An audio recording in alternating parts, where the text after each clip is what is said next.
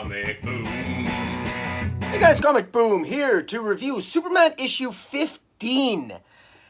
Wow, I gotta say, as Superman 14, that basically wrapped up the huge Rogol-Zar storyline, which ended up being a glorified storyline to introduce the Legion of Superheroes. And, well, it looks like the story's not quite done yet, because issue 15, gives us some more information. Interestingly enough, and before I get into it, obviously I'm talking spoilers here, guys. So if you're not into spoilers for Superman 15, just watch this video later, or it's okay if you don't watch it at all. You got to do what you got to do. It's all good. But this is going to contain spoilers now. Brian Bendis continues this story. I've criticized this story. Lots of people have criticized this story for not really answering a lot of questions. And this issue doesn't answer a lot of questions, but it does give us some tidbits more of information. And it resolves matter in a very interesting way. And I think almost in somewhat of a shocking way, at least to me on some levels. And basically, last issue ended with Unity Day being celebrated because of this idea that John Kent had about having a United Nations for the galaxy. So, in a way to resolve all the conflict between the various warring worlds in the Milky Way galaxy, let's have a united federation of planets, so to speak. And that was a way of sort of resolving this conflict that had arisen between the various planetary systems, between the Trillium Collective, the Thanagarians, and the Tamaranians, etc., to basically, they got into a conflict over the Circle. Now, the members of the Circle, which consisted of the Thanagarians and even Jor-el and the Trillium Collective, which was Gandello. All of them, the members of the Circle, they conspired in secret, and their manipulations adversely affected many aspects of the galaxy. Also, Ali Apsa, a member of the Guardians of the Green Lanterns, he was also a member of the Circle. Their machinations basically many times brought the galaxy on the brink of war, or at least all these secrets have now been revealed. Now, it's never clear how these secrets got revealed. That's never been disclosed. We're not even sure what all these secrets are. We know Supergirl put some crystals together in the pages of Supergirl, and Ali Apsa's confession about what the Circle had done had been revealed, but he didn't really reveal much. All that we know is that the Circle, particularly through Gandello, she hired Rogol-Zar, or so we were led to believe, she hired Rogol-Zar to essentially destroy Krypton. But we still don't really know how Krypton was destroyed. Was it if Rogol-Zar destroyed Krypton, how did he destroy the entire planet? We never saw, we still haven't seen any actual evidence. We haven't seen this visually portrayed to us that Rogol-Zar destroyed Krypton. We haven't even seen any evidence that even Supergirl's father, Jor-el, that the weapon he built was used to destroy Krypton. So we really still don't have any satisfying answers here. It's very, very frustrating. And that's still by far the most unsatisfying part of this Bendis storyline. Instead, Bendis chooses to focus on something else entirely. He focuses on the formation of the United Federation of Planets, I guess, through John Kent's idea about having a United Nations, a United Federation of Planets. That's all well and good. General Zod, flowing out of that, negotiates with the new Federation to have. He negotiates a new planetary system, or he wants to create a new Krypton. Because the machinations of the Circle led to the destruction of Krypton in a manner of which we still don't know, because it's not revealed to us. It's revealed to all the characters in the story. Apparently, everyone in the story knows what's going on. Adam Strange knows what's going on. Superman apparently is privy to this evidence if he so wants. General Zod is aware of the evidence. All the members, all the members of the former members of the Circle, who apparently they're not convicted of anything. They're not. I don't know how. Oh my God, there's so much to say here. But in any event, don't really know why we, the readers, aren't being told what the secrets are. Because where this all leads to is Jor-el is put on trial and found guilty, and he is sentenced. Now, what's astonishing here is that Jor-el himself, Jor-el is found guilty of basically manipulating events. He's found guilty of a number of things apparently, which include creating Rogol Zar. Now we never knew that. Bear in mind we've had like 34 issues. This is the 35th issue coming out of Man of Steel, and it's just now revealed that Jor-el created Rogol Zar. We did not know that. So last issue it was revealed that that Rogol Zar was in fact Kryptonian. Now this issue it's revealed that Rogol Zar is in fact created by Jor-el. So Jor-el created the monster. There's a poignant scene here where General Zod asks Superman, "Where's the monster?" And Superman says, "Rogol Zar is incarcerated." He goes, "No, I mean your father, Jor-el." So they're really trying to ram home here that Jor-el is this really, really bad person. Now, what's astonishing here, and this is again another disconnect and a criticism of Brian Bendis' writing, is this has been all over the board in terms of Jor-el's characterizations here, and even Jor-el's perception by other members, by other characters within the story. First, Jor-el, he came back, he seemed normal when he was introduced. When he was plucked from time, just as Krypton exploded, he was plucked out of time, we thought by Dr. Manhattan. But now we don't know who plucked him out of time, because Doomsday Clock is apparently its own story now. While Doomsday Clock may or may not be in continuity, how exactly it fits into the mainstream DC continuity is yet to be revealed. Doomsday Clock number 12 comes out in December, so we don't know who plucked Jor-el out of continuity before Krypton exploded. All we know now is that part of Jor-el's sentence is to put him back in time, because one of the things that Jor-el was convicted of is he was convicted of manipulating the time stream, that he was violating the laws of time and space. I don't know who Jor-el's lawyer was, but he clearly needed a better one, because Jor-el had nothing to do with the manipulation of time. Jor-el was plucked from time. He had no choice. He was brought from the past into the future by an unknown force we used to think was Dr. Manhattan. Now we don't know. As punishment, Jor-el was placed back into time, back to that moment before Krypton was about to explode. And there's a really poignant moment where Jor-el says to his younger self, because he sees his younger self, and he says to his younger self, he did it, he brought peace to the galaxy, he did it, meaning, of course, that his son, Superman, their son Kal-El brought a peace to the galaxy and united everyone. So, and then Jor-el, of course, dies in the explosion that have destroyed Krypton. And so everything becomes full circle. That sort of loop for Superman, that time loop for Jor-el. I guess he's always in that time loop. His younger self gets plucked out by the unknown force, and then ultimately, as punishment, his older self gets returned to Krypton, where he dies the death that fate has always dictated that he have. So, very poignant, very interesting. Although, is he really guilty of manipulating time? Jor-el is guilty of a lot of things. Jor-el, I've said before, obviously he was a crazy old man, seemed to be a crazy old man. He killed Metallo, he manipulated his family, he did so much, I can't even remember all the crap that he did. But he did a lot of crazy Looney Tunes stuff, and now he's being punished for it. But I don't know, even if he created Rogol Zar, which was a revelation. Rogol Zar, so he created Rogol Zar, but where's the evidence that Rogol Zar destroyed Krypton? Where's the evidence of that? We're not even shown it. Where's the evidence that Rogol Zar has killed a lot of people and Jor-el created Rogol Zar? And apparently that's a crime against science, but quite frankly, just because you create something that destroys doesn't mean you're guilty of anything.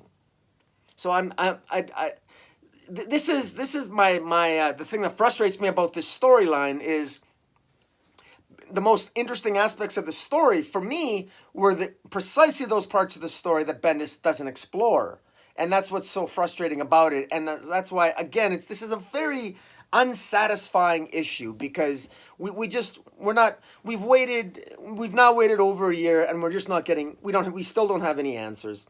So what if Jor-el created Rogol Zar? So what? What was Jor-el actually convicted of? Why weren't we privy to the trial? Why not have a 4-issue series, the trial of Jor-el?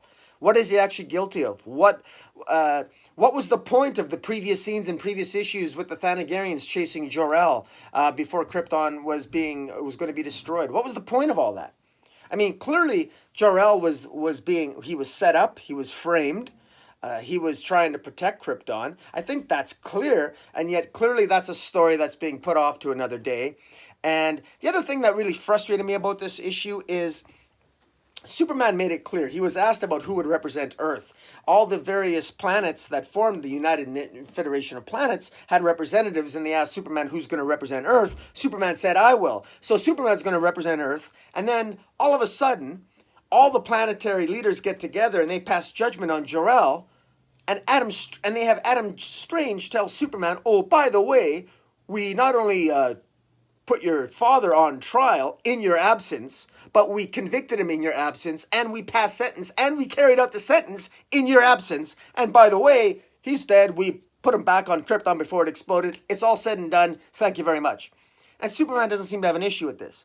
It just seems to me astonishing lack of procedure, a lack of respect for Superman, who brings peace to the galaxy through his son, the El family. The lack of respect for Superman is astonishing here. And then to execute, essentially pat the death sentence on Jor-el under the guise of restoring the timeline, which was already screwed up.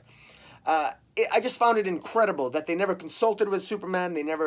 Superman could have at least seen the evidence. Maybe there's a defense there. We readers could have seen it, because right now we readers still don't know what Jor-el has really done. We've seen Jor-el be a crazy old man. We've seen him be a psychotic. I knew Jor-el's psychotic, but then Bendis on Twitter's defending Jor-el by saying, "Oh no, he's not crazy. He's just, we all have that crazy old man, right?" Because remember Bendis had to defend Lois's decision to let their son John Kent, Superboy, go with Jor-el. So suddenly Jor-el wasn't crazy then.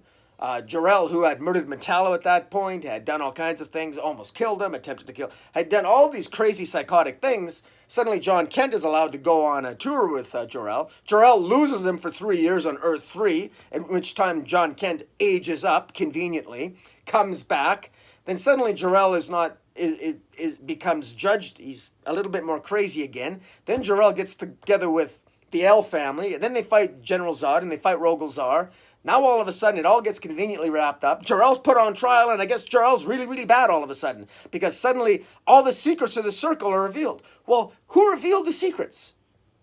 And who seriously, who revealed the secrets? Because King Tamaran, what about the King of Tamaran? King Myander. He was a member of the Circle. Is he not guilty of anything? Is he put on trial? How do we know he's not guilty of something? What about the leader of Thanagar, the Thanagarian leader? He was a member of the Circle. Wasn't he aware that Jor-el had created Rogol Zar? Wasn't he aware? Were they in concert with Gandello? How do we know this? I mean, who's revealing all these secrets? I mean, was this on a database that was released somewhere? None of this has been revealed. This is the stuff that we need to know. And this is what's so frustrating. This is this is insanity. Did Rogol Zar confess? I don't think Rogol Zar said anything. I mean, where are they getting all this evidence from? This is what's not explained, and it's very, very, very frustrating in this storyline. But, sorry guys, I just got to add one little bit of comment here. Remember how Jor-el was charged with sort of playing with time travel, and that was wrong, and he violated the laws of time travel, whatever the hell they are? Apparently the United Federation of Planets, newly formed, doesn't seem to care that a bunch of teenagers from the 31st century just up and showed up to celebrate Unity Day, something which hadn't even occurred yet, and they showed up 4 minutes behind. But it seemed a little bit off too. They're gonna charge Jor-el with manipulating time. Meanwhile, you got like a bunch of teenagers from the future playing footsies with time travel. Come on, what's that about? But I digress. But having said that, I could go on. There's so much to say about this issue overall that leads to this being a very unsatisfying narrative. But let me just say this. some of the high points here are emotional highlights. There's a scene where Adam Strange, where the council they get Adam Strange to talk to Superman about the fate that they bestowed upon his father Jor-el. That was a very high point emotional moment. They wanted a friend to break the news to Superman about his father, about the charges of the trial and the outcome. That was actually a pretty good scene. I thought that was actually well done, and it's interesting. They accused Jor-el of defying the known laws of science. And Adam Strange tells Superman, "Your father has broken every law of science, physics, and time travel." Now, now it's a personal moment, and Superman seems to acknowledge all of it. And he says all this evidence is available for Superman to see. Of course, we readers can't see it, but that's frustrating. But it's interesting. Let's break that down for a second. Jor-el was accused of breaking every law of science, physics, and time travel. Okay, well, what he's broken every law of science. Well, first of all, there are no laws of science. What laws of science? I mean, there is the United Federation of Planets has just been created. They don't have any laws yet. They don't have any laws that they can agree on, or maybe they do. And are we to actually believe that none of those planetary systems has ever violated a law of science? Yet Jor-el has violated a law of science. Which law of science has he violated? The law of time travel? Well, he did time travel, but through no fault of his own. He was plucked. Okay, Jor-el has murdered people. He's murdered people. He's kidnapped Tim Drake. I think he murdered Metallo. He's done some murder and some kidnapping. Okay, granted. But so has every member of likely every planetary system. That's small scale stuff here. Law of physics. What has he violated there? Is it really Jor-el's fault that the source wall broke down? I mean, look, I'm a lawyer by occupation here, and I got to tell you, I would love to have defended Jor-el on this, because as much as I think Jor-el was a little bit of a Looney Tune and became a psychotic, I think he's got a very good defense here to what they were charging him with, because he wasn't responsible for the breakdown of the source wall. He sure as hell isn't responsible for Perpetua and Doom taking over the universe. He's not responsible for being plucked out of time. I mean, he's got a defense here to what he's being charged with. And as far as I can tell, he's not charged with murder. Now, and the other thing is that he's charged with, apparently because he created Rogol-Zar, are they trying to say that because he created Rogol-Zar, he's responsible for Rogol-Zar? Did he violate the laws of science by creating Rogol-Zar? What, cloning is that outlawed in the universe? I guess maybe it is. But it seems to me that when you create a life, are you responsible for everything that life form does? I don't know. Again, I don't mean to read so much into it, but actually I do want to read a lot into it. Because to me, that's where the interesting part of the story lies is, seriously? Of all the things you could find that Jor-el did wrong, you're going to make shit up? Or in my view, basically, what they're accusing him of and the punishment bestowed upon him, I think, was egregious. And for Superman to not defend his father more adequately, I find is absolutely inexcusable. Absolutely inexcusable. Furthermore, not only does Superman not defend his dad and defend the principles upon which all rights of beings in the new universe, under the new galactic rule of the United Federation of Planets, if you're not going to defend someone like your own father who's accused of things that are clearly not his fault, some of them are clearly not his fault. I mean, what's going on here? And it's astonishing to me. But wow, so much to say about this, guys. I'm going to be talking about this for a while. The fallout from this issue is going to be incredible. But again, Jor-el's last moment there, where he says he looks at his younger self, he's transported back to Krypton, and he says he does it. He brings the universe together. He does it. I mean, there's something beautifully synchronicity. There's a blah. You know what I'm saying? Synchronicity. There's synchronicity here, because here's Jor-el, whose one selfish act of transporting his son to another planet to save his son from the destruction of Krypton, ends up being his son leads to the selfless act of the creation of the United Federation of Planets. Krypton was destroyed because of the machinations of the Circle that sought to divide and to conquer the various worlds.